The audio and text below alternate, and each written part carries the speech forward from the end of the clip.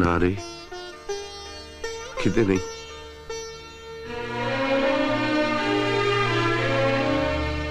বাবু মশাই,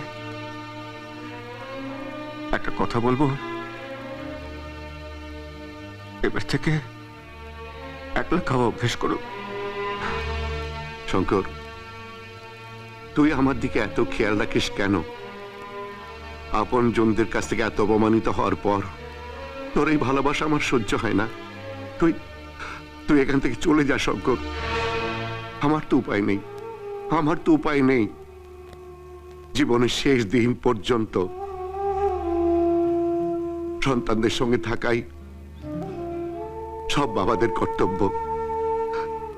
জানিস শঙ্কর, নদীতে যখন বান আসে না, তখন নদীর পাড়ে সবচেয়ে বড় গাছটা আগে পড়ে যায়, আর গাছের উপরে যেসব পাখিগুলো থাকে সব উড়ে যায়।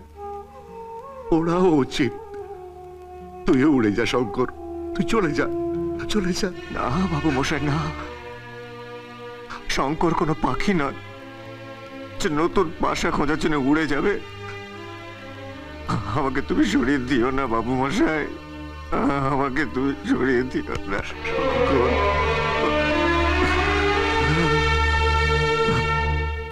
যাক, নিমন্ত্রিতদের লিস্ট তৈরি হয়ে গেছে। দিদি ভাই, নির্মলা আর ওর বাড়ির লোকেদের কথা ভুলো না জানো। ওদের কখনো বলতে পারি? নিজের জন্মদিনের পার্টিতে অনেক রং দেখিয়েছে, আমিও দেখিয়ে দিতে চাই।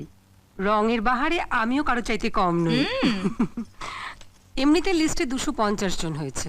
বৌদি, আমার কিন্তু 10 থেকে 15 জন লোক বেশি হতে পারে। কোনো অসুবিধে নেই।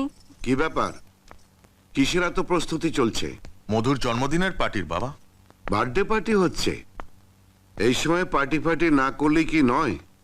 এর আগেও তো প্রতি বছর আমার জন্মদিনে পার্টি দেওয়া হয়েছে বাবা। এর আগে আমাদের বাড়ির অবস্থা কোনোদিন এত খারাপ ছিল না বৌমা। তুমি তো এই বাড়ির বড় বউ, তোমার তো অজানা কিচ্ছু নেই। আমাদের অবস্থা এখন এমন নয় যে ফালতু পয়সা খরচা করি।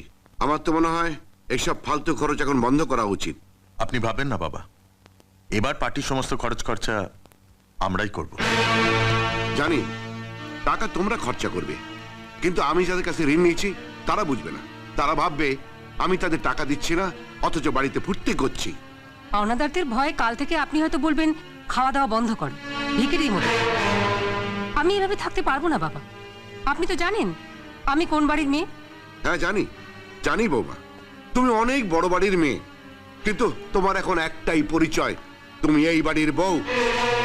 যাকে আমার তো মনে হয় মানুষের ক্ষমতা বুঝি পা বাড়ানো উচিত। বাকি তোমাদের ইচ্ছে।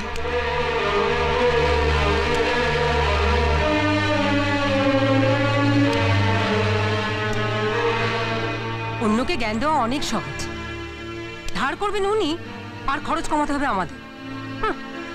আর এতই যখন খরচ কমানোর চিন্তা, তখন দামি সিগারেট ছেড়ে বিড়ি খেলেই তো পারেন। বেশ বলেছো দিদি ভাই, একেবারে মুখের মতো জবাব দিয়েছো। আবার কি?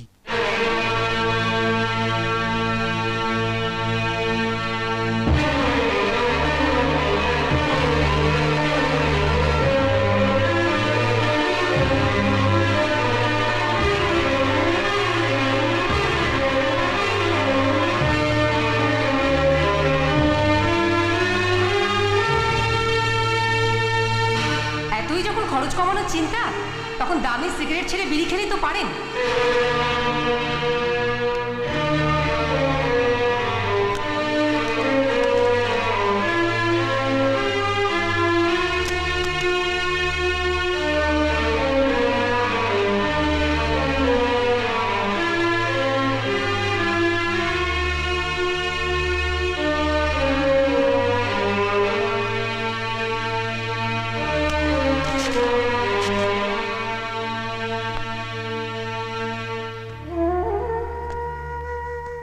কোথায় গিয়েছিলে?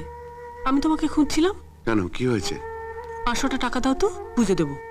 এইসব পুজো আচ্ছা করার কি দরকার? বাজে খরচ করার মতো টাকা আমার কাছে নেই। কি বলছো কি? বাজে খরচ? পুজো আচ্ছা বাজে খরচ? সেই জন্যই আজ আমার